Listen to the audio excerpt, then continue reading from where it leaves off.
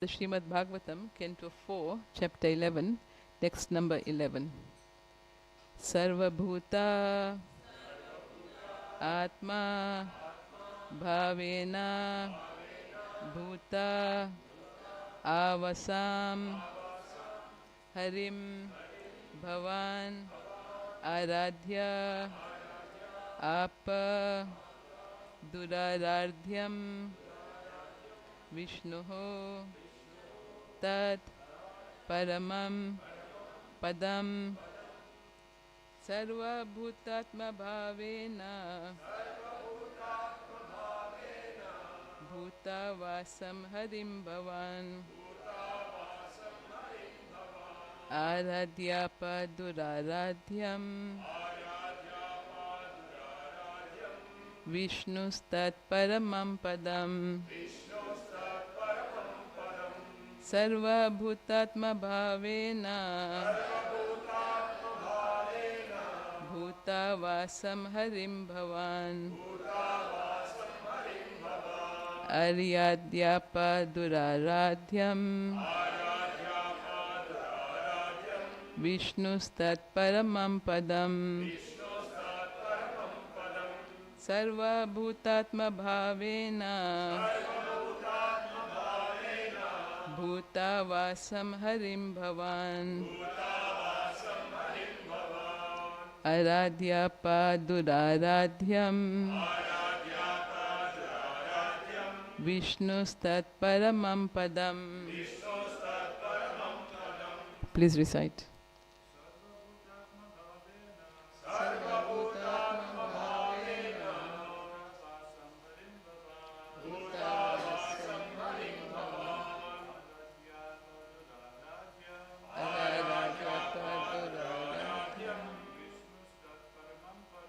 Vishnustat Paramam Padam. Sarva Bhutatma Bhavena Bhuta Vasam Harim Bhavan Aradhyapa Duraradhyam Vishnustat Paramam Padam Sarva Bhutatma Bhavena Bhuta Vasam Harim Bhavan Aradhyapa Duraradhyam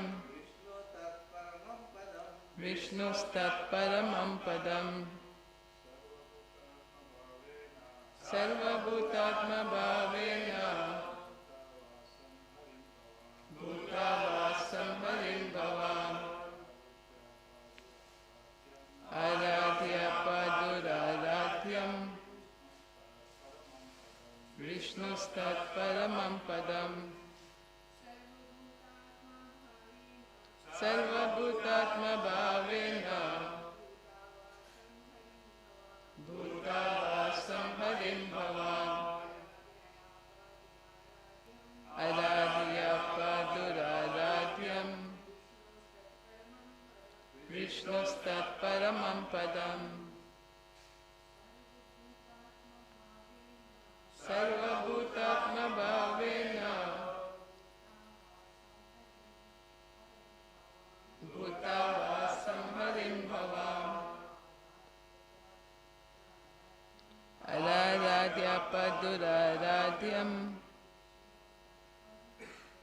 Vishnustat Paramam Padam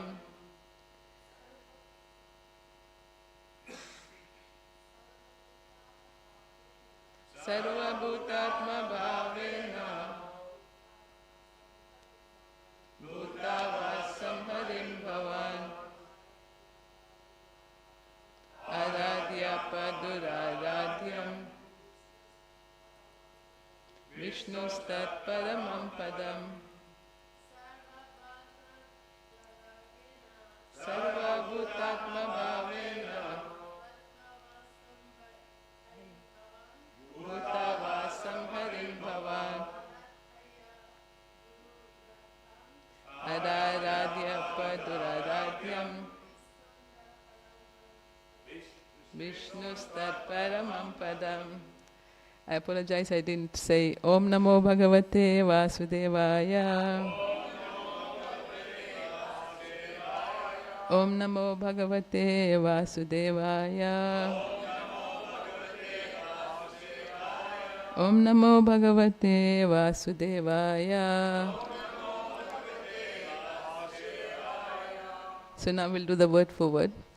Sarva Bhuta, in all living entities. Atma, upon the super soul. Bhavena, with meditation. Bhuta, of all existence. Avasam, the abode. Harim, Lord Hari. Bhavan, you. Aradhya, by worshipping. Apa, have achieved. Duraradhyam, very difficult to propitiate. Vishnuhu, of Lord Vishnu. Tat, that. Paramam, supreme. Padam, situation. Translation by His Divine Grace, A.C. Bhaktivedanta Swami Srila Prabhupada. Srila Prabhupada ki jai. It is very difficult to achieve the to achieve the spiritual abode of Hari in the Vaikuntha planets. But you are so fortunate that you are already destined to go to the abode, to go to that abode by worshipping Him as the supreme abode of all living entities. Please repeat. It is very difficult to achieve the spiritual abode of Hari in the Vaikuntha planets. But you are so fortunate that you are already destined to go to that abode by worshipping Him as the supreme abode of all living entities. Who would like to read the purport, please? Go ahead. Thank you. The material bodies of all living entities cannot exist unless sheltered by the spirit soul and the super soul. The spirit soul is dependent on the super soul, but who is present even within the atom. Therefore, since anything material or spiritual is completely dependent on the Supreme Lord, the Supreme Lord is referred to here as Bhutavash. Dhruva Maharaj, as Kshatriya, could have argued with his grandfather Manu, and Manu requested him to stop fighting. But even though Dhruva would have argued that as a Kshatriya it was his duty to fight with the enemy, he was informed that since every living entity is a resident of the Supreme Lord and can be considered a temple of the Lord, the unnecessary killing of any living entity is not permitted. Thank you. Om Agyanatimirandasya Gyananjana Shalakaya Chakshurun Militam Jena Tasmai Shri Guruve Namaha.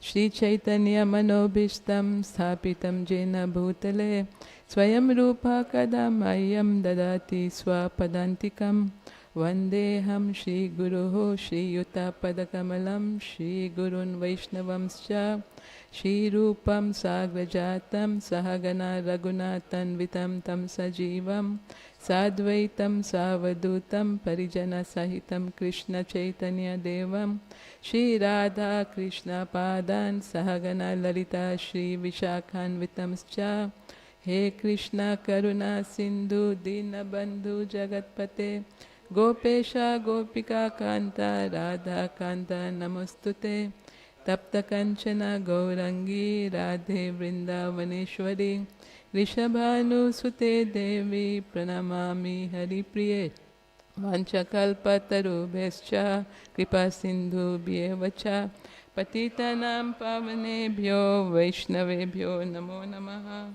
Jai Shri Krishna Chaitanya Prabhu Nityananda Shri Advaita Gadadhara Shivasadi Gaur Bhakta Vrinda. Hare Krishna Krishna Krishna Hare Hare Hare Rama, Hare Rama, Rama Rama, Hare Hare. Namo Vishnu Padaya Krishna Prestaya Bhutale Srimate Bhakti Vedanta Swaminiti Namine. Namaste Saraswati Deve Gauravani Pracharine Nirvishesha Shunyavadi Paschata Deshatarine. So thank you all for giving me this opportunity to serve you and praying for your blessings that I may say something which is useful.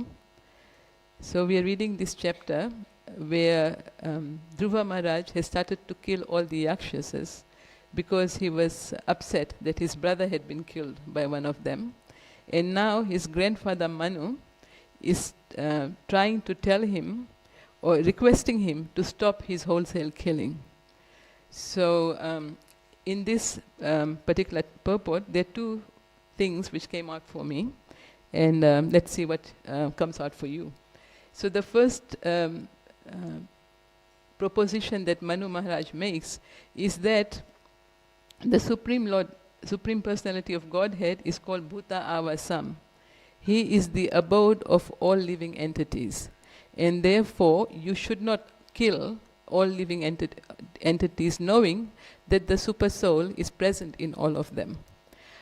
In this regard, I remember a very nice story by Her Grace Govinda Dasi, Srila Prabhupada's Govinda Dasi. I don't know if she visits here. So she has written a book called A Place of Sandalwood and Roses. Has anyone read that or is familiar with that? No. So she spent some time in Hawaii, but I don't know if she comes this way. She spends quite a bit. She comes to Houston because she joined in Texas, where we are from, and her home is in Louisiana, in a little place called Derrida. So to go to her home and visit her mother, who lived till about 100, she would come through Texas. And she would tell this story about Srila Prabhupada. She said, and it's recorded in that book that she just came out. It's written in a very interesting way. It's written in the third person, as if she is an observer. So she said one time when she was serving Srila Prabhupada, she served as his servant and also as secretary in the early days. So she saw this slug. You know, slugs are kind of slimy and they don't look very pretty and they kind of move along very slowly. So she went, ugh. And Srila Prabhupada looked at her and saw, like, what was the problem? And he saw this slug and he said, chant the poor creature. So then she chanted the Hare Krishna mantra to the creature and then she took him out. So, you know, where I'm from in Houston, it's very hot and very humid. So we have these living entities called cockroaches. Do you have them here? You do also. So there are two kinds of bodies, right? One is the little small ones, they're called German cockroaches, and then there are the big ones which fly. You have both of them? Yeah. So we have those. And our home is an old one, so there are a lot of cracks and crevices. So these cockroaches come into our home, no? So we capture them, and then we take them out. So, but for a long time, even though she had told us this story, I would not chant. And then I remembered that Govinda Dasi said, Prabhupada said we should chant to these pure creatures. So now I have started to remember and to chant Hare Krishna, Krishna Krishna, Hare Hare, Hare Ram, Ram Ram, Hare Hare, to the cockroach before I throw him out. I am not gentle in the sense that I put him down slowly, but I just throw him out. I don't have that kind of compassion. They're such ugly looking creatures. So this was an example of Srila Prabhupada seeing the super soul in every living entity and also respecting the soul in the same way. Because as here Manu Maharaj is telling Dhruva Maharaj that the super soul is present along with the soul in every living entity. And we have, from the day that we joined, the first lesson we learn is that we are not these bodies, but we are spirit souls. And then we also learn, part 2 is that the super soul, the Lord as Paramatma, he is the friend. And he's always accompanying us in whichever body we take, we acquire, you know, because of our desires and our karma. So, however, at least for me, I don't know about you, I have a problem that I make distinctions between bodies, you know, and then I do not treat, or I do not perceive the super soul in every living entity. And, you know, we can, at least I'm guilty of that mistake of thinking that, of identifying with the body. And we have this, we think we are these bodies, or we forget that the soul and the super soul are in every living entity.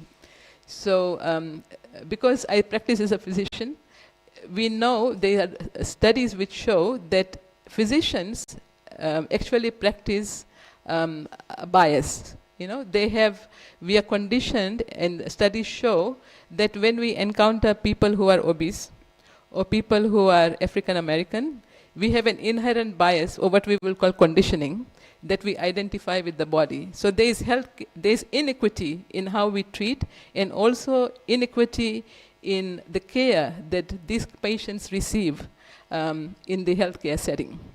So I see that I practice this. It's an inherent bias, even though we have this, we understand that the soul is the same in all living entities. The super soul is there. But because of this conditioning over many, many lifetimes, which is also reinforced by the society we are in, unless we look for or we are aware of this conditioning or bias, we tend to forget that the soul is a spiritual spark of Krishna and is present in this living entity too, and that living entity deserves respect. And if we cannot identify or understand that, then at least we can understand that the super soul is present in every living entity, so therefore should be respected. So when a Mayavadi looks at this, he may think, oh, here in the purport Srila Prabhupada is saying the super soul is present in everything, every living entity, but also in every atom. Therefore, by inference, everything is the same, right? The super soul, so every living entity is God. I am God, you are God, and we are all the same. The Bhagavad Gita in chapter 11, text 15 says, this is the division of Ekatma, right? We see that every living entity is the same as God or spiritual being. However, because we have been so much taught by Srila Prabhupada, that the soul and the super soul are, although they are spiritual, our philosophy is Achinta Bheda Bhed Tattva. Right? We are different from, we are both spiritual souls, but the super soul is infinite, where we are very, very tiny or minute. So therefore, we are not the same as the super soul.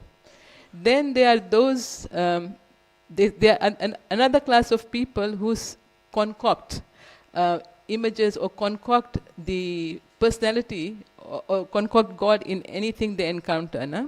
This is the Ekatvena Paratvena, right? They think that the demigods are the same as the Supreme Personality of Godhead. No? But we understand in our philosophy that the demigods are also spiritual spirit souls, but who are more advanced than us and have a better relationship with the Supreme Lord, and therefore they are all not Krishna. And then the final one is the one, Bahuda Vishvatomukhe, right? Those who see God in nature. So a lot of indigenous population, Aborigines or indigenous people or cultures, they really see the Supreme Lord present in every atom, everywhere. So before we came here, we were in New Zealand. And also I see here, the guides, the tour guides are they are trained to see and give respect to the Aboriginal tribes who gave up their land for the landmarks that we see now. In New Zealand, also we see that there's a great respect for the land. And that respect translates also into action. Everywhere we go, we are very much reminded that this earth, this country we live in, is sacred, or is worthy of our respect and should be treated kindly. Unlike in the US, where everything is so sanitized, and we don't even remember that the Supreme Lord is actually responsible or is present and maintaining everything. So when I was visiting here, I realized that these cultures are more in tune or more towards the mode of goodness rather than passion, right, in the US.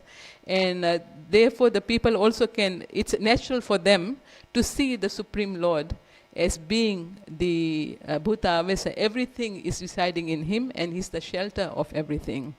And that was very useful lesson for me to see the degree of reverence and the vision and the consciousness of these cultures on this side of the world, and the awareness of the super soul in nature, in what the Lord is providing. Then Manu Maharaj is requesting his grandson that you stop fighting. And from here, the thing which I understood or which spoke to me was how he communicates. He's the grandfather, so naturally he has the right to instruct his grandson. But we can see how he communicates so beautifully, right? He's making a request of his grandson. He's not ordering him. I am your grandfather, I'm older than you, I have more wisdom, so therefore you should just do this. He says no.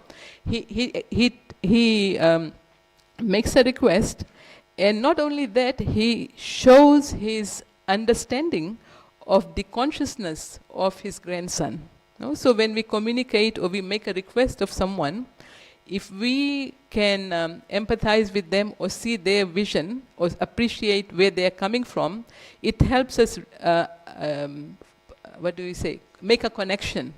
And with that connection, our conversation can move further. So we see here Manu Maharaj, he's telling Dhruva that, in the previous verses he said, we are from the same family, and our family is a family of Kshatriyas. And this action that you are doing, this wholesale killing of Yakshasas, that is not very right. Yes, but I do understand you have affection for your brother. Right? Because you have affection for your brother, therefore you want to get justice for your brother. And I appreciate you doing that. Right? But the problem is that you have come under the mode of passion. You have thought through your dharma in the mode of goodness. And actually he says here that you are destined to go to the spiritual abode. In other words, he's saying to Dhruva Maharaj, and we are seeing further, that you are a pure devotee.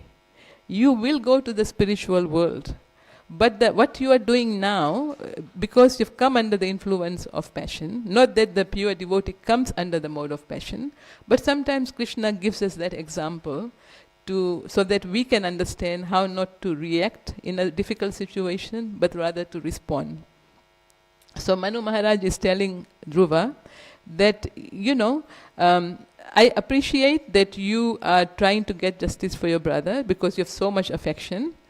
I also appreciate that you, not only that, but getting justice, but you also you are a pure devotee, and therefore you have to set the example.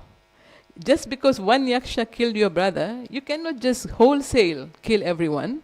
And he's giving the example, the reason here, that because the super soul is present in every living entity, and therefore you cannot kill everyone wholesale. You have done enough, so now it's time for you to stop. Right? So in this way, he's trying to reason with Dhruva to please come back to your senses, come back to a higher platform. And we also practice this understanding, or our consciousness is directed to understanding that there is a living soul, living entity in every living entity, and therefore we practice one of our 4 regulative principles, right? Which is what? Sorry? Ahimsa, yes. Yeah, we practice ahimsa, so non-violence, because we understand that, we say no meat, fish or eggs, non-violence, and we put that into practice, no? And we say that when we can follow this principle out of the 4, that means it puts us on at least the human platform. We are no longer like animals. In the previous verses, Manu is telling Dhruva Maharaj that don't be like an animal who just acts on instinct and just kills. You are a human being, you come from a family of Kshatriyas, you are a pure devotee, so you should act accordingly. And so here he is telling Dhruva Maharaj that, you are a pure devotee. He's reminding him, so please remember what is your duty, how you should act. and in this way requesting Dhruva Maharaj that you should stop this wholesale killing as you are going to. And the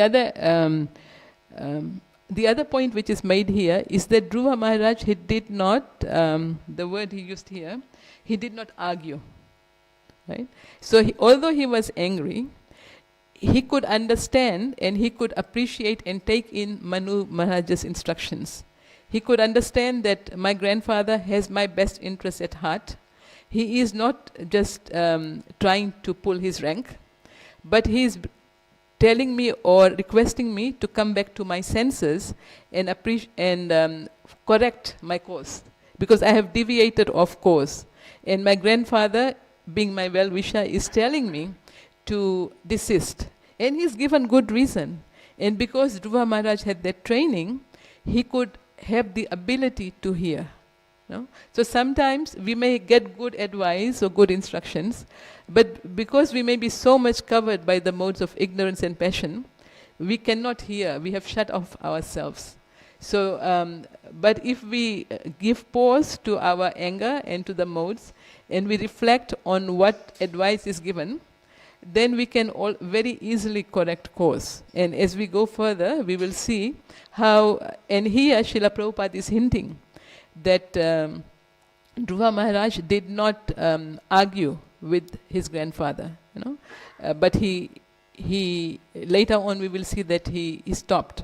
He agreed with his grandfather. Of course, there are examples in our Shastra of grandchildren or children not agreeing with their father. So can you think of some instances where an instruction was given by a superior or like a father or a guru, and then the subordinate person, the disciple or the son, they argued against it? The four Kumaras. Would you like to say what was the instruction?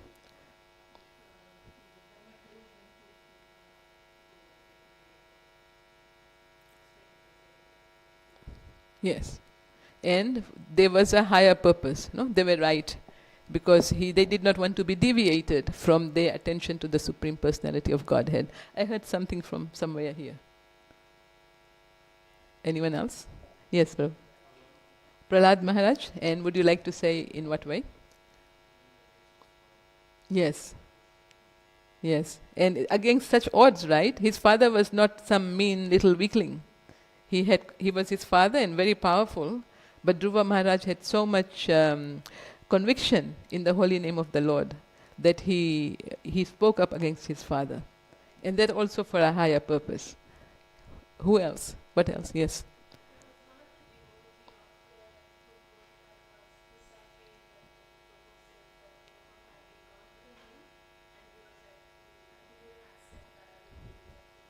Yes, this is an example of a negative example, right? Yes, and because this was Srila Prabhupada's disciple, and who was very learned, and he kept insisting that, with my eyes I can see they've gone to the moon, but you are saying they're not. And then he did not have enough faith in Srila Prabhupada and in the words of the Vedas to stay. Thank you for that. Any other examples? Yes, Prabhu. Bali Maharaj, I was also thinking. Yes, go ahead. Sukracharya. Mm-hmm. Mm.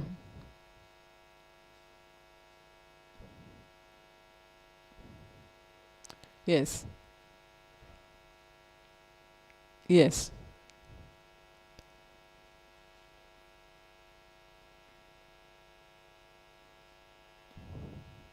Yes. And he's one of our Mahajans, right? One of those saintly people we follow. Even though his guru told him, but his guru was not he was the seminal guru. And he did not, or he was, for some reason, he told him not to worship or not to surrender to the Supreme Personality of Godhead. Yeah, I was also thinking of that one. Thank you. Any other examples? No, so these are good examples. And then we see, if we have a question, then how to approach, or if we are confused, then how to place our doubt. Do you remember how we place our doubt? Like in the case of the devotee who did not believe that we went to the moon, did not agree with Srila Prabhupada, whose example could he have followed to question or to clear his doubt? Because our spiritual life is based on inquiry, right? We ask questions and we clear our doubts. It's not that we are blind followers. So what is the proper way? Is there an example you can think of a proper way someone had a doubt which was cleared? Yes, Prabhu.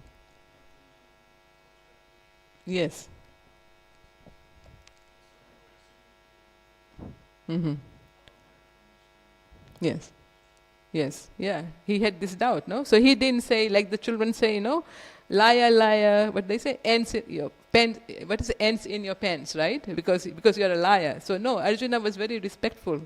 It says in the fourth chapter, right? Tadvidhi pranipat pariprashnena sevaya, updeshyanti yate jnanam jnaninas tattva darshana.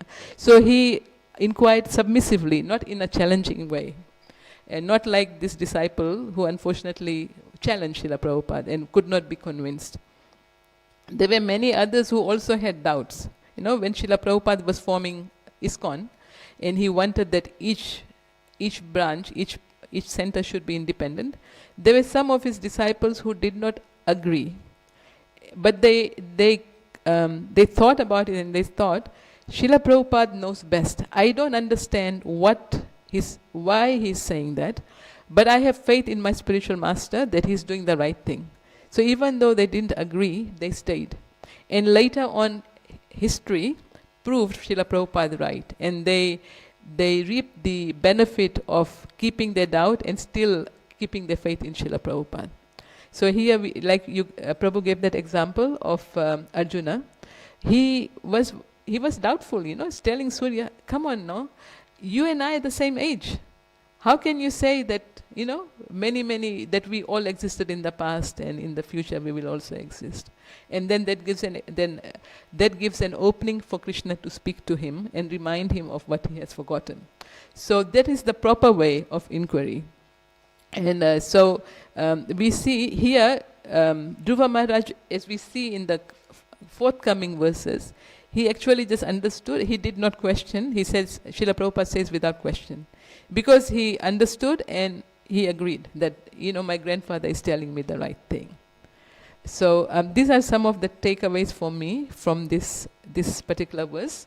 So I would like to invite, I think we have got like 10 minutes, reflections, questions, contradictions, comments. Yes, Prabhu.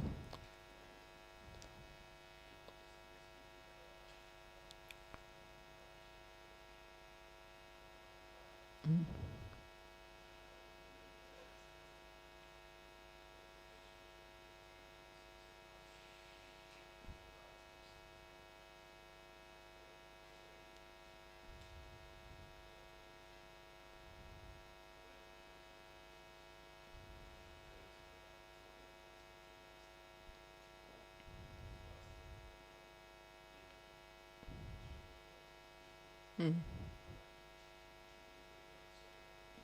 Mm. Thank you for that question. Can any of you hear what he said? So I'll repeat the question so I understand. So Prabhu's question was that when we have doubts, then how can we get the understanding and go to the right person to clear our doubts, and in Prabhupada's movement instead of going elsewhere? Yeah. So he brought in a very important point that we have to remain. His question was, how do we remain chaste to our sampradaya, to keep our fidelity to our spiritual master and to Srila Prabhupada?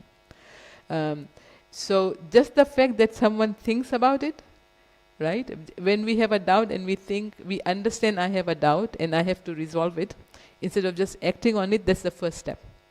No? Sometimes if we are too covered by ignorance or passion, we will just react and we will just do what is immediate. No?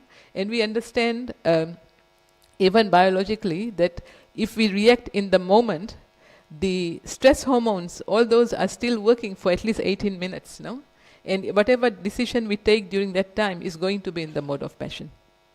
So the fact that someone has that ability to think, what should I do, already places that person in a higher consciousness. So that's a good starting point, to understand that I have a doubt, and to consider the doubt before acting, before reacting, but rather to respond. And then, of course, Srila Prabhupada has told us that in our, this is a universal principle, that if we have a doubt, then we can approach, like you said, guru or spiritual master. The other person we can approach is sadhu, the saintly person. And then the third one is shastra, you know, the books that Srila Prabhupada has given us. And but the question is, how do we recognize a sadhu or a spiritual master, right? So that onus is on us.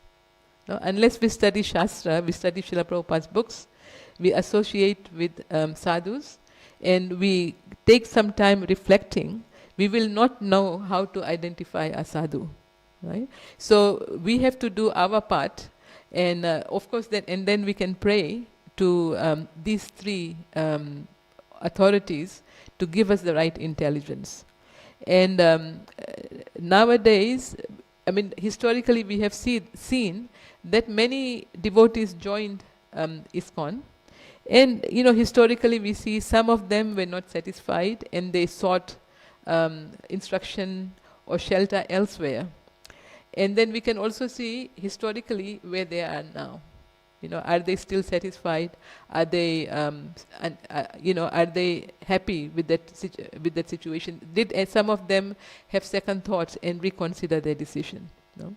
So the bad examples are there, but also we have this very good example of Srila Prabhupada telling us that ISKCON is his body.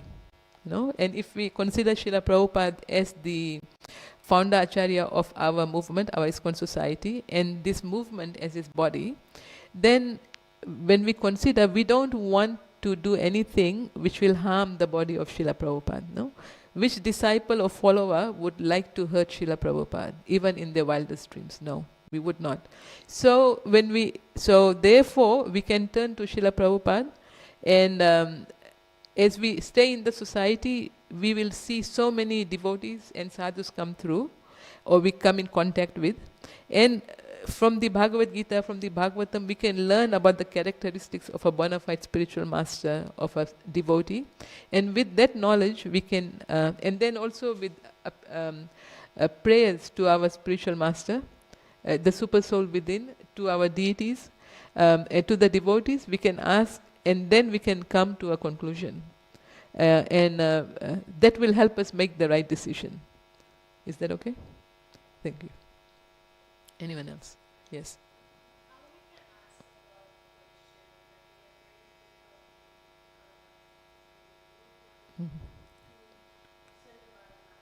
Mm. Yes, thank you.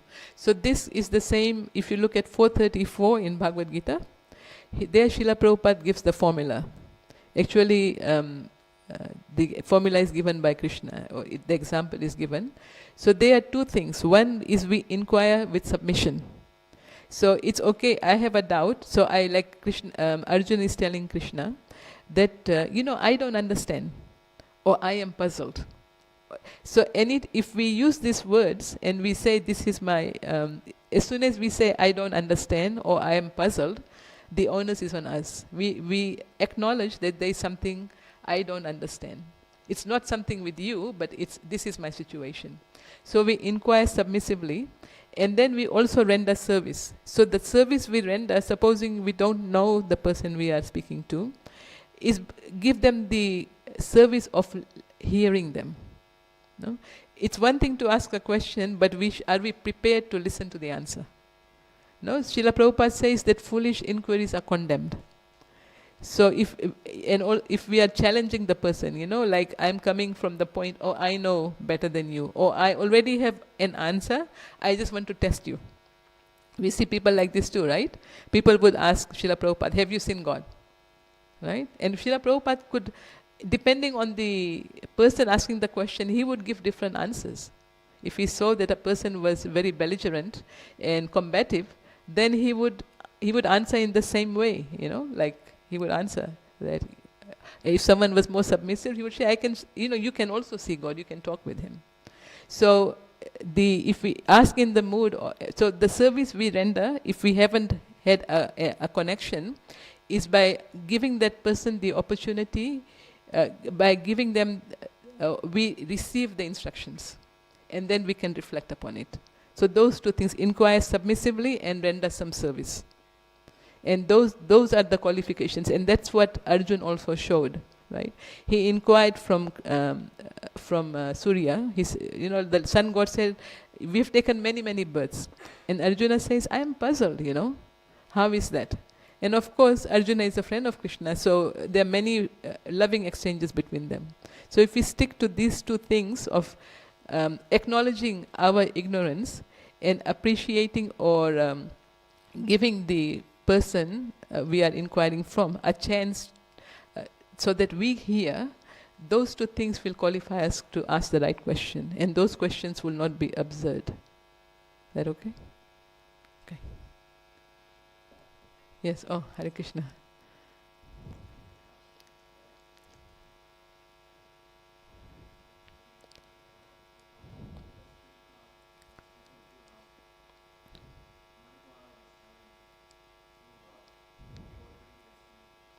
Yes.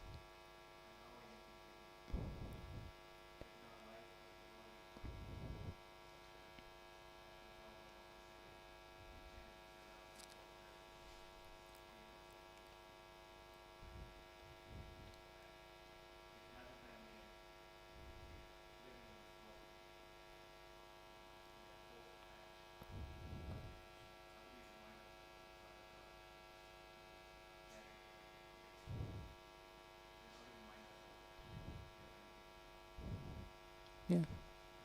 Yeah. So how do we remind ourselves to always do the right thing? This is what Prabhu is asking, because there'll be so many challenges. Like Dhruva Maharaj had this challenge, right? So what is given in the Bhagavad Gita, Abhyasa Yoga Yuktena, by constant practice, right, and detachment. We have to constantly practice, and every time we have a situation, that's an opportunity for us to practice the right thing. And of course, we will slip, but the thing is not that you fall, like Muhammad Ali said. The thing is that you get up, right? It's important to get up and get back on track. So by practice and by not being attached to our bodily concept, right? Thinking, I am on the board, or I have some authority and I know better. But understanding that, like you said, that we are conditioned and we have frailties, and this may happen. And also hanging out with the right persons, right? Association. Because when we associate with those devotees who practice what they preach, their lives are living examples of the Bhagavatam. By associating with them, either personally by rendering service to them, or through their writings, through their talks, some of that will come back to us. It will reflect on us. So that would be the way that we remind ourselves. And also, like we said, the first step is that whenever we catch ourselves doing the wrong thing, it's already shows that we are on the right path. No, sometimes we do the wrong thing, but we don't catch ourselves. But once we catch ourselves, it's a good first step for us. Is that okay? Thank you. Yes, Prabhu.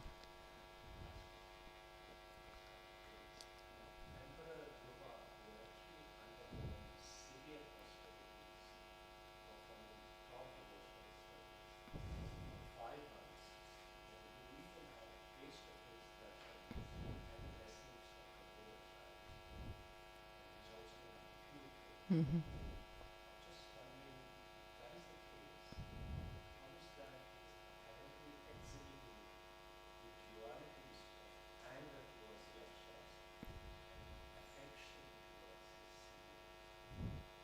Yeah, nice question, right? He's showing both sides. And we can see how the Bhagavatam appeals to everyone, right? If he hadn't responded to his brother's murder, then people may think, pure devotees, they don't care about their relationships. in this world. You know, they only looking, they don't care about hurting others or people, you know, like they don't behave well. But here we see that Dhruva is being allowed to display his familial affection for his brother. And his grandfather is acknowledging it too. So his grandfather also says it was proper for him to do that. And at the same time, he is a pure devotee. So it's the similar question to how we see, how does Arjuna get bewildered on the battlefield, right? He's a pure devotee. He's Krishna's friend, bosom friend. And still, he is telling Krishna, I cannot fight. No? And then Krishna has to speak Bhagavad Gita. But we know that Arjuna can never fall into illusion. And here we see that Dhruva had undergone so much austerity and is a pure devotee. So how can a pure devotee fall into illusion? They cannot. It's because the Supreme Lord he puts them into illusion. The Yoga Maya potency puts Mother Yashoda in illusion. She thinks, this Krishna, if I don't correct him now, he'll turn out to be a thief. You know, his father is a king, so I cannot allow him to have this behavior, so I have to bind him. Now, if Mother Yashoda didn't think that Krishna if she thought Krishna is the Supreme Lord, she would not dare raise a stick, right? But because she's covered by Yoga Maya, then she understands only that Krishna is my son. So similarly, the Supreme Personality of Godhead puts his pure devotees under these circumstances so that we learn how the pure devotees behave and sets us the proper example. Is that okay?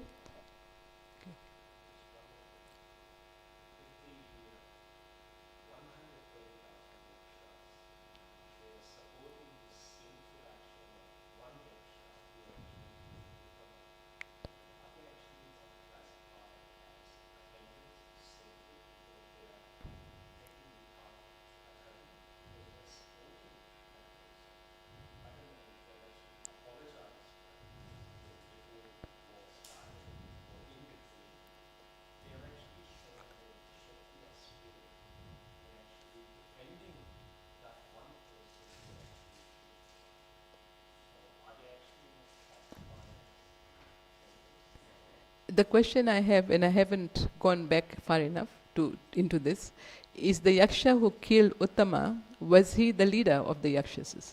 In other words, was he like their commander, or was he their king? Because if he is, then the Yakshas following or supporting him is dharmic, isn't it? Because that's the duty of a Kshatriya, you follow the commander-in-chief, even in military, right? You follow. And when you do that, you don't incur any sin. But and I don't know if that comes out in the previous verses, so you'll have to educate me on that. So, yeah. Okay. So our time is up. Thank you all very much. Gantaraj Srimad Bhagavatam ki jai, Srila Prabhupada ki jai. Srila Prabhupada ki jai.